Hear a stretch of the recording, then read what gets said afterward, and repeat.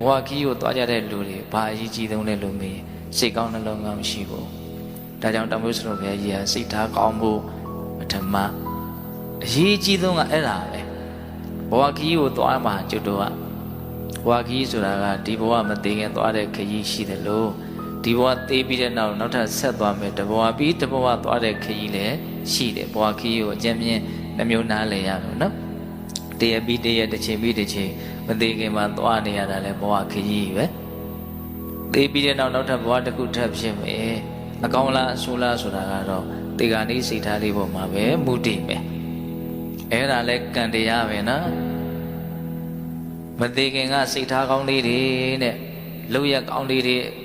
အတွေးကောင်းလေးတွေနဲ့ဘဝမှာတကယ်အစင်တက်မြင့်မြင့်နေလာမယ်ဆိုရင်တေဂာနိမှာလဲဘလို့လုပ်ပြီးတော့မှယုံညံ့တဲ့စိတ်နဲ့သေတဲ့အကြောင်းမရှိဘူး။နောက်မသေးခင်ကစိတ်ထားတွေကညံ့စိတ်ထားကောင်းအောင်လဲသိပြီးတော့